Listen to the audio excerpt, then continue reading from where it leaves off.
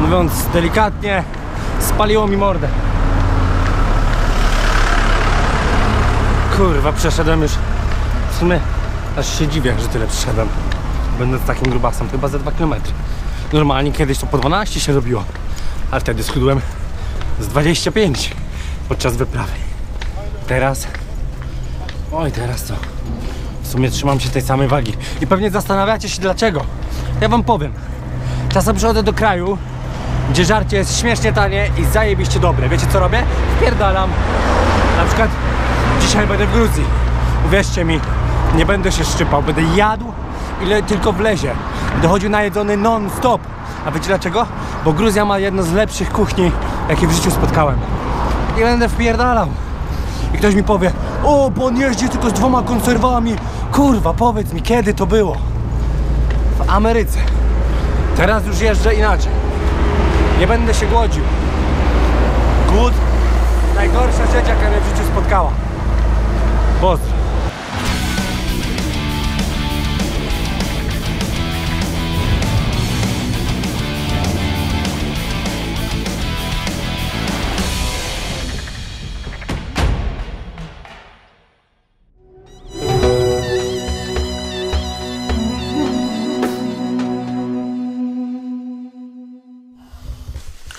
No cóż, czas wstać. Dlaczego mam koszulkę na odwrót? Ponieważ spałem w niej, żeby jej nie pobrudzić, bo się umyłem. Spałem i miałem ją na odwrót. Jakbym pobrudził to tą stronę, a zaraz ją przewrócę na tamtą. Dobra, Gruzja czeka, kurwa. Do domu chcę już. Kurwa, miesiąc i tydzień. Ja pierdolę. Właśnie się zorientowałem, że mam koszulkę na odwrót. Czyli tak jak spałem, ryj umyłem, ale w kibelku się nie zorientowałem, że nie zmieniłem koszulki. To znaczy nie obróciłem na opak. Ale spoko, mam plan. Dojdę do miejscówki, gdzie będę łapał stopa i ją po prostu sobie na żywca przewrócę. Przecież nie jestem w Afganistanie. Mogę. Śniadania nie zjem z jednego względu. Po pierwsze, salam alejkum. Po pierwsze dlatego, że wszystko jest zamknięte bez Ramadan. A po drugie, bo mam ochotę już na gruzińskie jedzenie. A powiem wam jedną bardzo ważną rzecz. Ja już w Gruzji byłem 4 lata temu. To był mój pierwszy samotny autostopowy wypad za granicę. Miałem wtedy 23 lata. Było to w kwietniu. A dokładnie wyjechałem, wam zaraz powiem. 14 kwietnia wyjechałem 2013 roku. Do Stambulu dojechałem 16 kwietnia, pamiętam, bo w bagażniku spędzałem swoje 23 urodziny. Wódkę miałem w plecaku, aczkolwiek nie... Kurwa, nawet to dałem na odwrót. Nie, no ja jestem jednak... Nie no, debil. I dojechałem do Batumi, którego teraz jadę, w ciągu 5 dni, więc byłem tam dokładnie 14, 15, 16, 17, 18. 18 kwietnia 2013 roku ostatni raz byłem w Batumi. I teraz też jadę. Dlaczego? Bo nie dlatego, że jest po drodze. Po drodze to ja miałem Turcję. Ale jadę do Gruzji, żeby wam pokazać tylko podstawy. Takie 3-4 miejsca. W sumie nawet nie za ładne, bo to za dużo pierdolenia się, po pierwsze. Po drugie jest koniec czerwca za niedługo. No nie, druga połowa czerwca. Co za tym idzie, jest mnóstwo turystów polskich. Mnóstwo autostopowiczy. Cieszę się, że Polacy podróżują, wszystko fajnie. Ale no, ja nie chcę pić. A wiem, jak to się spotka, jak poznam jakiegoś Polaka, no. No więc będę unikał, jadę szybko do Rosji. Ale pokażę kilka miejsc, kilka fajnych takich. Jedziemy do Gruzji. A do Gruzji dlaczego warto jechać? Najpiękniejsze widoki w Europie, tak. Choćbyś uważał, że to jest Azja, to i tak pamiętaj, to jest Europa. Przynajmniej dla nich. No nie no, Czarnogóra jest takim najbliższym, najpiękniejszym krajem. Pamiętajcie, jakbyście chcieli się wybrać. Ale Gruzja, no rzeczywiście tanie linie lotnicze doprowadziły do sytuacji, że Polaków tam jest mnóstwo. I dobrze, bo to jest jedyny kraj chyba, gdzie nas lubią. Szczerze. A dlaczego też warto, oprócz tego, że jest ładnie, że ludzie są mili? Bo mają zajebiste, fenomenalne i naprawdę fantastyczne żarcie.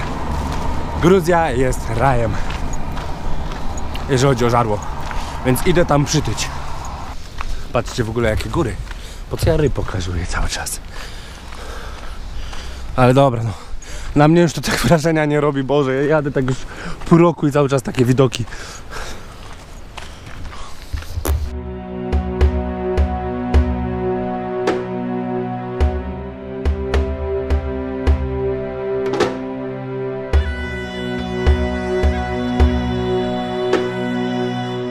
W ogóle zobaczcie jak tu ładnie.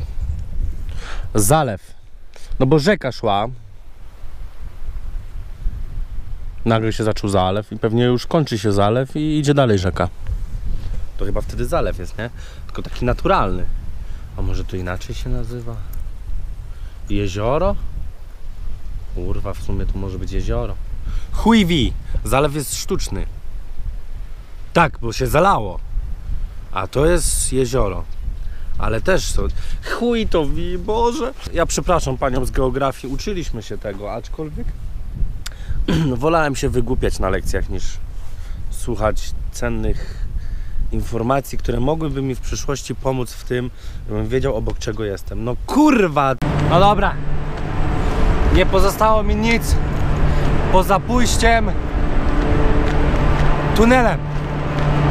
Chyba można, ale głośno strasznie. I co tak wieje? Nagle. Kurwa, jaki tam syf. Zaraz zobaczycie.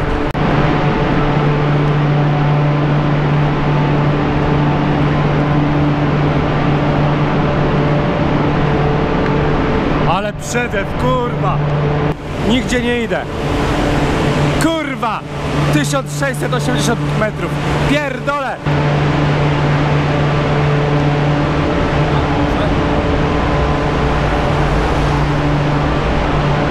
Kurwa, mogła być policja. Policja by mnie zabrała.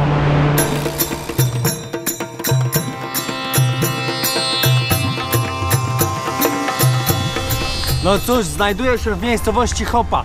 Ja nawet nie wiem jak to się stało, ale chciałem już zrezygnować i mi złapałem stopa od razu do miejscowości Chopa, która tak naprawdę jest już ostatnią taką większą miejscowością przed granicą. Jestem 20 km od Gruzji. Co bym chciał powiedzieć? Za jakieś 300 metrów będzie się przecinać moja trasa z czasów, kiedy po raz pierwszy w życiu pojechałem w samotną podróż za granicę. I to, przepraszam, właśnie tutaj łapałem stopa do Gruzji. No co mogę powiedzieć? Nie pamiętam tego miejsca, ale już ich było tyle w moim życiu, że już dziwne, żebym pamiętał. Teraz tylko pytanie, czy ja się przedostanę tam na drogę, czy ja też muszę przejść? A, zrobię to. I to lekkim chujem. Tureckie koleżanki też mogą być fajne. Ty, to tutaj. Kurwa. Jestem na głównej drodze. Dobra. Idę tam, zanim wjadę do Gruzji. Ja tam będę się posługiwał tak samo jak w Armenii, w Rosji. Będę się posługiwał językiem rosyjskim. I proszę mi nie wypominać przypadkiem mojego słabego rosyjskiego, ze względu na to, że ja się go nie uczyłem na studiach, to nauczyłem się go będąc kilka razy, kilkanaście można w sumie powiedzieć, w krajach postsowieckich. Że tak powiem w dawnym bloku komunistycznym. I powiem wam szczerze, w szkole, w liceum przyznam, miałem rosyjski, ale panią Anię bardzo przepraszam, ale wtedy powiedziałem, że języka wroga nie będę się uczył i zrobiłem największy błąd swojego życia, przez co po raz pierwszy to odkryłem w 2012 roku, będąc na festiwalu na Ukrainie, gdzie poznałem dziewczynę, której imienia nie pamiętam, ale ona do mnie mówiła, a ja nie rozumiałem i po rusku, po ukraińsku ni chuja. Przez co prawdopodobnie straciłem niesamowitą okazję, a wierzcie mi, była niesamowita naprawdę. Byłem i to w Gruzji i w tych wszystkich innych krajach i dzięki temu w miarę ogarniam podstawy. A znając podstawy już możesz tak naprawdę startować do tego, by nauczyć się języka. Ja go jeszcze nie znam, ale w chuj się dobrze w nim, że tak powiem, dogaduję. A aktualnie idę łapać stopa do Sarp. I git. Ale kazachskich rejestracji jeszcze nie widziałem. Nowe doświadczenie. Żeby nie było, że was olałem, to patrzcie. Widzicie to niebieskie tam? No to jest Morze Czarne. Nie będzie nic więcej. Ale jak to? Ale czemu? Bo mam je osobiście głęboko w dupie. Odkąd przepłynąłem Atlantyk, nie chce mi się dotykać słonej wody. Więc po prostu do niej nie wchodzę. Nie obchodzą mnie plaże. Może kiedyś z panią Fazowską będę chodził, ale to tylko dlatego, że ona będzie chciała, bo moje dzieci. Ja mam w piździe. Tyle z mojej strony, jeżeli chodzi o Morze Czarne. Idę łapać stopa. No, kiedy tu byłem ostatni raz 4 lata temu, to się trochę pozmieniało. Nie chodziło się tunelami, a przed nami było zajebisty budynek gruzińskiej granicy, który był, wiecie co? Wyglądał jak napis w języku gruzińskim. Ty, dalej to będzie widać. Ale piękne. Tak właśnie wygląda gruziński alfabet. Wiem, że to może dla was być zaskoczenie. Kurwa, co ci ludzie tam robią? Ale jest super. Ale dobra, koniec tego. Od tej pory mogę powiedzieć jedną rzecz. Opuściłem Afrykę, opuszczam Bliski Wschód. Jestem nareszcie w byłym bloku komunistycznym w Gruzji. Witam serdecznie. No to zanim was przywitam w Gruzji, jako że byłem w Sudanie, Egipcie, Emiratach, Afganistanie, Iranie, Iraku i Turcji, gdzie jest aktualnie Ramadan, nie miałem jak się napić. Pierwsze co mam ochotę, gruzińskie piwo. Otwieram telefonem.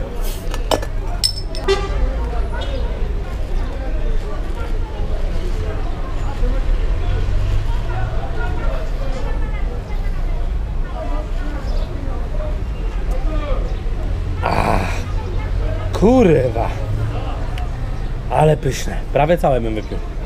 Chyba nie ma większego szczęścia dla takiego typowego polskiego Janusza, delikatnie mówiąc, napić się browara na granicy w kraju, w którym jest normalnie. Ale mi dobrze. Piwo wypite. Mamo, nie jestem alkoholikiem, to tylko duża chęć do piwa. Wyobraź sobie, że byłaś w 7 krajach muzułmańskich i był Ramadan. Kurwa, ale miałem ochotę na piwo. Teraz to będę żygał. Idę chyba na autobus, bo wiecie dlaczego? Jak pijesz alkohol, nie łap stopa. Bo to nie wypada, tak dla kierowcy. Ale jak jesteś w Rosji, to pierdol i tak tam wszyscy są najebani. Bracia i siostry, nadeszło do momentu, gdzie trzeba odpalić cygaro zwycięstwa. I zaraz ktoś z was powie, a co to jest cygaro zwycięstwa? A ja powiem jedną rzecz, bardzo ważną. Cygaro zwycięstwa jest wtedy, kiedy sam sobie ustalisz, że kiedy wypalisz to cygaro, to właśnie zwyciężyłeś. Więc ja, mówiąc krótko, opuściłem Bliski Wschód i na tym polega właśnie cygaro zwycięstwa. W moim przypadku. Ale pamiętaj, że ty też możesz sobie sam określić, jak wygląda cygaro zwycięstwa. Więc wyobraź sobie sytuację, że jedziesz z Żagania autostopem do Lizbony. I w Lizbonie jesteś na plaży. Wiesz co robisz? Odpalasz cygaro zwycięstwa. Cygaro zwycięstwa odpalam. Cokolwiek byś nie mówił, cokolwiek o mnie nie myślał, powiem ci jedną rzecz. Cygaro zwycięstwa, a reszta to jest chuj.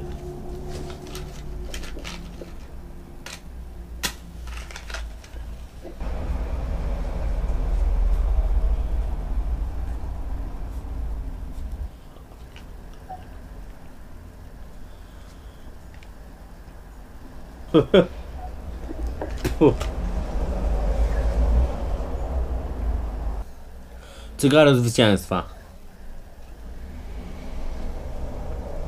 Napiłem się, no bo Ramadan mi nie pozwalał. Dodatkowo ogarnąłem się, jak widać. i pewnie niektórym się to nie spodoba, ale w mojej ocenie to Batumi nie ma czego oglądać, więc wyjeżdżam. Wiem, zaraz ktoś powie, a ogród botaniczny, a ulica Lecha Kaczyńskiego, prezydenta świętej pamięci i tak dalej, i tak dalej. No takie rzeczy są do oglądania, ale ja takie rzeczy nie oglądam. Więc ogarnąłem się, jadę w miejsce, które mnie interesuje. Czyli wszystko to jest poza miastem. Poza tym jest pora, nie wiem czy jest pora deszczowa, ale tu pada. Wczoraj też padało. Dodatkowo chcę was poinformować, że wysłałem 3 kg mojego bagażu do Polski. Razem z materiałem, pocztą. O 250 zł to kosztowało, ale były rzeczy, których nie wyrzuciłbym, a nie są mi potrzebne w podróży. Więc wiecie o co chodzi. Przeliczyłem wartość.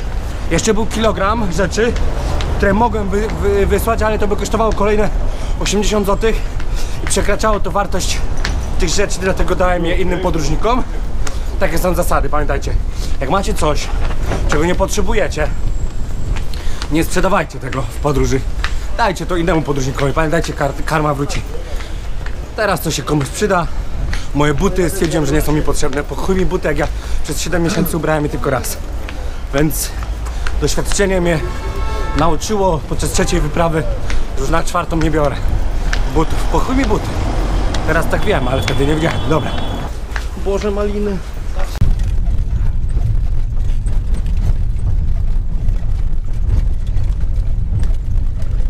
No powiem wam, stan dróg jaki mnie spotkał był katastrofalny. Złapałem łaza i dojechałem. Zobaczcie jakie piękne widoki. Właśnie tak wygląda Gruzja. Cały czas górzysta, piękna, zalesiona. Czasem jest typowo skalna, łąki, zwierzęta i nawet podobno, nie wiem czy lamparty, czy któreś z wielkich kotów występuje, ale to gdzieś tam już na dalekiej Gruzji, tam wiecie, na północnym wschodzie. Podobno jeszcze można, czy nie, że wy spotkać, ale ekolodzy. Dobra, tutaj łapię stopa, kurwa. Lepszej miejscówki nie ma. Na pewno? Pamiętajcie, to jest nowiutkie tutaj, dlatego to wygląda tak super fajnie. Ale reszta drogi to katastrofa. A tutaj po prostu to zrobili, bo jest nowa tama. Zobaczcie sami. Tama. I tu akurat prace trwają, więc chyba to niedawno skończyli. Ej, chyba se kichnę. Na szczęście nie. Ale...